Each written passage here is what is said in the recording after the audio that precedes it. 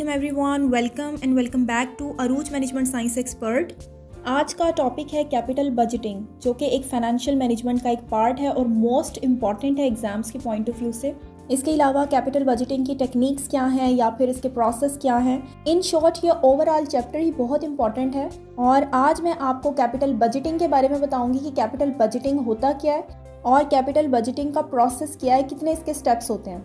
Topic की तरफ move करने से पहले अगर आप अपनी स्पोकन इंग्लिश को इम्प्रूव करना चाहते हैं, बहुत ही सिंपल वे में इंग्लिश सीखना चाहते हैं, तो आप मेरे सेकंड चैनल पर ज़रूर विजिट करें। उस चैनल का लिंक आपको डिस्क्रिप्शन में मिल जाएगा। कैपिटल बजटिंग जो कि 2 वर्ड्स के कॉम्बिनेशन से बनता है, कैपिटल से और बजटिंग से। कैपिटल का मतलब होता है मनी, यानी जो भी पैसा आपके पास अवेलेबल है उसको अकाउंटिंग में या फाइनेंस में उसको हम कैपिटल कहते हैं। प्रोडक्शन के लिए जो रिसोर्सेज हैं उसको बेसिकली कैपिटल कहा जाता है। प्रोडक्शन के लिए जैसा कि हमें वेयरहाउस की भी ज़रूरत होती है, बिल्डिंग की, टेक्नोलॉजी की, डिफरेंट सॉफ्टवेयर्स की, रॉ मटेरियल हो सकता है, तो ये बेसिकली सारी चीज़ें जो हैं वो एक कैपिटल से आती हैं ना, ये सब चीज़ें पैसों से आती हैं। इसीलिए प्रोडक्शन के जितने भी रिसोर्सेज हैं उनको कहा जाता है कि ये कैपिटल है।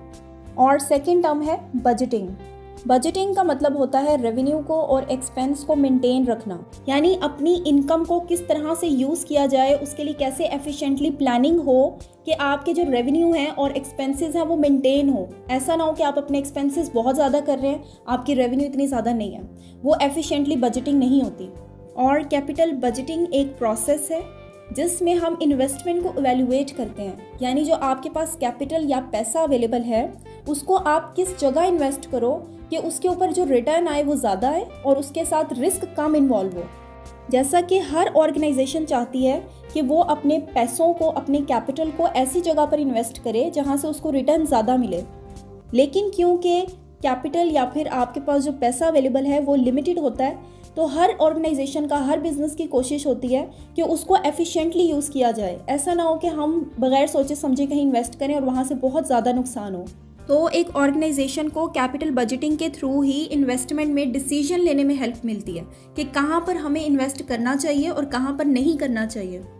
कैपिटल बजटिंग जो है वो basically long term investment decision है, यानी इन्वेस्टमेंट जो है वो 5 सालों के लिए हो सकती है, 10 सालों के लिए हो सकती है। ऐसा नहीं होता कि 2-3 महीनों के लिए की जा रही है, विद इन 1 ईयर हो रही है, ये लॉन्ग टर्म नहीं होती।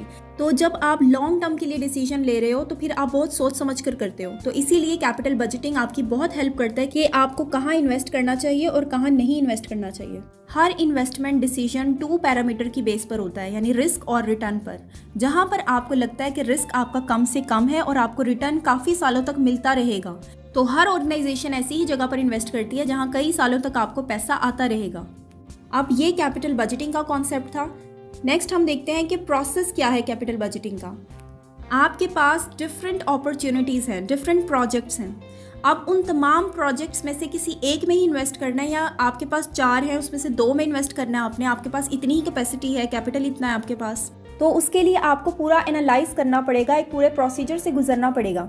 यानी कि आपने सारे प्रोजेक्ट में से हर एक को एनालाइज करना है। तो वही बेसिकली जो स्टार्ट से लेकर एंड तक का जो प्रोसीजर आपने फॉलो करना है उसी को कहा जाता है कि कैपिटल बजटिंग का प्रोसेस है, जिसमें सबसे पहला स्टेप है आइडेंटिफाइंग एंड जनरेटिंग प्रोजेक्ट। सबसे पहले स्टेप में तो आपने ये चीज़ देखनी है कि आपके पास कितना कैपिटल है और आपके पास कितनी कितनी अपॉर्चुनिटीज़ हैं, कौन कौन से प्रोजेक्ट हैं आपके पास कि जहां आप इन्वेस्ट कर सकते हैं। तो सबसे पहले तो इन्वेस्टमेंट अपॉर्चुनिटी को आइडेंटिफाई करना है। उसके बाद सेकंड स्टेज होता है इवैल्यूएटिंग द प्रोजेक्ट। जब पहले स्टेप में आपके पास डिफरेंट प्रोजेक्ट्स आ जाएंगे तो सेकंड स्टेज पर आपने उन प्रोजेक्ट्स को इवैल्यूएट करना है।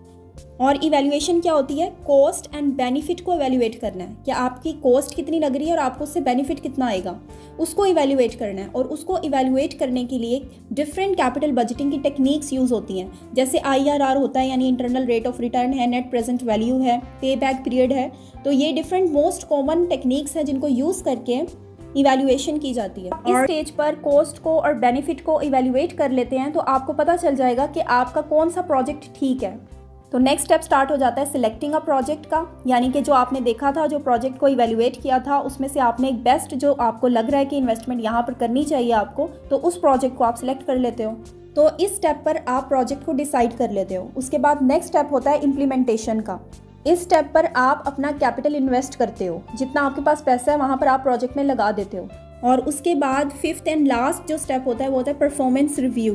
इसका मतलब होता है कि जो आपने इन्वेस्टमेंट की है आपने अब उसको मोनीटर करना है, रेगुलरली मोनीटर करना है आपने, और आपने अपने एस्टिमेटेड आउटकम्स यानी जो आपने सोचा था कि आपको इतना रिटर्न मिलेगा उसको अपने एक्चुअल रिजल्ट्स के साथ कंपेयर करना है। यानी जो आपको अभी मिल रहा है उसके साथ आपने अपने एस्टिमेटेड रेवेन्यू को या एस्टिमेटेड जो इनकम है आपकी या रिटर्न है उसको आपने कंपेयर करना है। अगर तो उससे मैच कर रहा है तो फिर तो आप सही इन्वेस्टमेंट आपने किया, आप ठीक चल रहे हो, आप मोनीटर भी ठीक से कर रहे हो।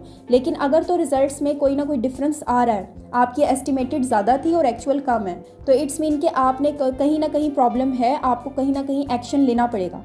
इस स्टेप पर मैनेजमेंट के कंट्रोलिंग फंक्शन को फॉलो किया जाता है। अगर तो आपने मैनेजमेंट फंक्शन पढ़े हैं तो आपको पता होगा उसमें से एक फंक्शन कंट्रोलिंग होता है, जिसमें आपने पूरे प्रोसेस को मॉनिटर करना होता है, अपने रिजल्ट्स को कंपेयर करना होता है। ये कैपिटल बजटिंग के प्रोसेस थे।